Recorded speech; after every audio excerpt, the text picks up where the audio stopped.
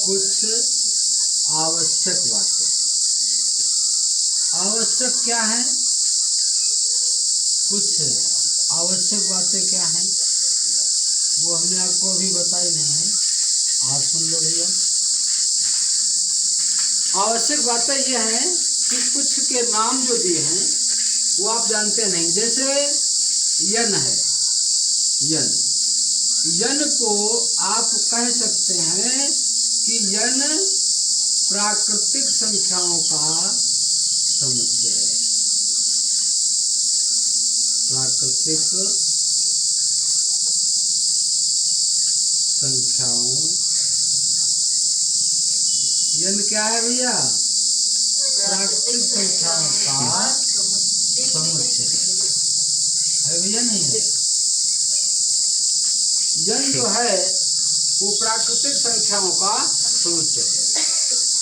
यानी ये हम तुमको समुच्चय के बारे में ये बता रहे हैं कि अक्षरों को किस किस नाम से, किस अक्षर को किस नाम से बोलते हैं। यन प्राकृतिक संख्याओं का समुच्चय है। फिर आता है डब्लू।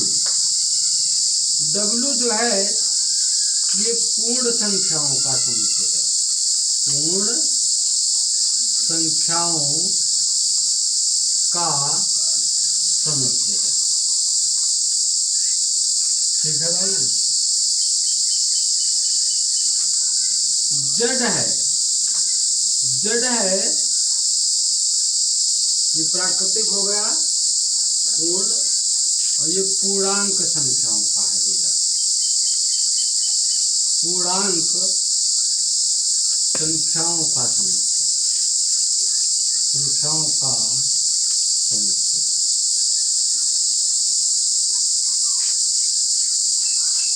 जड़ जो है वो पूर्णांक संख्याओं का समुच्चय है। फिर आता है क्यू। क्यू आता है, ये है परिमेय संख्याओं का समुच्चय। काहे कहा भैया? परिमेय संख्याओं का समुच्चय।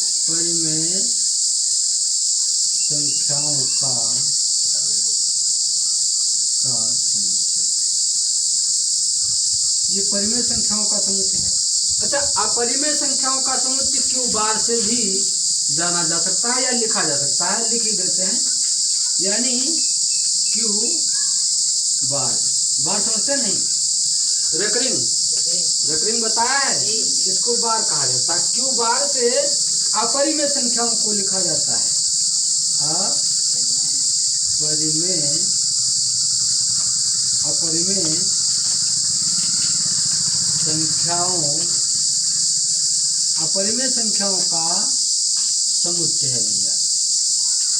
ये बातें आवश्यक बातें हैं।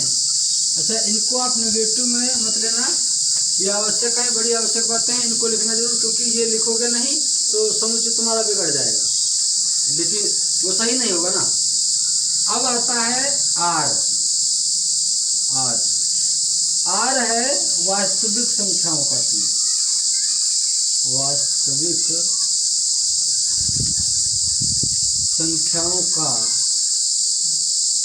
दिमाग लगाते रहो, वास्तविक संख्याओं का समुच्चय। वास्तविक संख्याओं का समुच्चय। अच्छा, अब अगर कहता है, अगर कह रहा है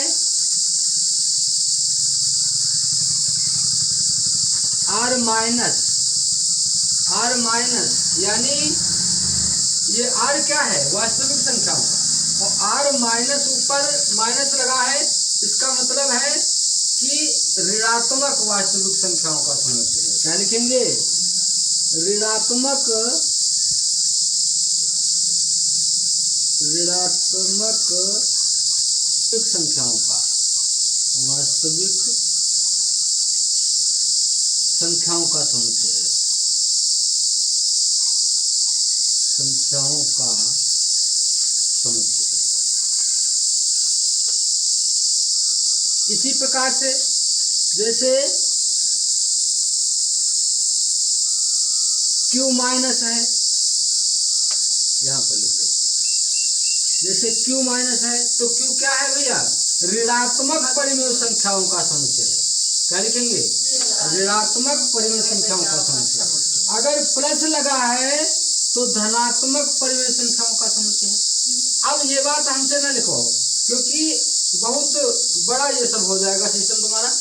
ये ऐसे समझ लो कि जो ये संख्याएं दी हैं, अगर इसमें कहीं पर प्लस लगा है, माइनस लगा है, जैसे यहाँ पर लिख दें हम माइनस लगा दें यहाँ पर, तो हो जाएगा ऋणात्मक परिमेय प्राकृतिक संख्याओं का समुच्चय। अगर यहाँ माइनस लगा दें ऐसे तो क्या लिखेंगे आगे, ऋणात्मक प्राकृतिक संख्याओं का समुच्चय। अच्छा, अगर यहाँ पर हम प्लस लगा दें तो धनात्मक प्राकृतिक संख्याओं का समुच्चय है। ये तो आप लोग जान गए होंगे, तो ये बात लिखने की जरूरत नहीं है। एक दो हमने लिख दिया है। अब से क्यू है यहाँ पर धनात्मक, तो क्यू क्या क्या था परिमेय, तो धनात्मक है तो लिखेंगे धनात्मक परिमेय। ये लड़का समझ रहा है, देखो ये दिमाग लगा रहा है। धनात्मक परिमेय संख्याओं का समुच्चय है, परिमेय संख्याओं का समुच्चय है। अब बात समझ गए भैया? अच्छा, हम अब पूछ ले जरा, इधर पूछ ले साइड में। जैसे हम कहते हैं ये W है ना माइनस, W माइनस, अब बताओ इसके आगे हम क्या लिखेंगे, ऋणात्मक पूर्ण संख्याओं का समुच्चय है ना। अगर Z पर प्लस लगा दें तो बताओ बाबू आगे हम क्या लिख सकते हैं, धनात्मक पूर्णांक संख्याओं का समुच्चय। तो ये सारी बातें तो आप लोग जान गए नहीं जान गए? अच्छा, इसको उतार लिया है? नहीं उतारा। अच्छा, इसको हम इधर लिख के तुमको समझा दे रहे हैं, वैसे आगे इसके लिखना तो चाहिए था ना, लेकिन हम पीछे लिख के समझा देना चाक नहीं है और क्या। जैसे ये प्राकृतिक संख्याओं का समुच्चय तो आप लोग जानते हैं, तो प्राकृतिक संख्याओं का समुच्चय बताओ, सेट बताओ, तुमको मालूम है? कहा जाती है? क्या यार बात है, ये तो पीछे से पढ़ा चुके हैं ना। ये कहता है प्राकृतिक संख्याओं का समुच्चय। तो प्राकृतिक संख्याएं यानी नेचुरल संख्याएं, तो नेचुरल संख्याओं को n के नाम से जाना जाता है। तो नेचुरल संख्या कौन होती है? नेचुरल संख्याओं का समुच्चय बनाना है तो नेचुरल संख्या कौन है भैया, देखो इधर ब्रैकेट तो आपको लगाना ही है, ठीक है। नाम n है इसका दिया हुआ है, तो नेचुरल संख्या क्या है, 1 2 3 4 5, ये सब नेचुरल हैं। आगे कहाँ तक, इन्फिनाइट तक। कहाँ तक भैया, इन्फिनाइट तक, है ना। यहाँ पर मतलब ब्रैकेट से लगा देंगे और क्या करेंगे, कम। ये हो गया, यानी प्राकृतिक संख्याओं का ये समुच्चय हो गया, नहीं हो गया पूर्ण संख्याओं का समुच्चय।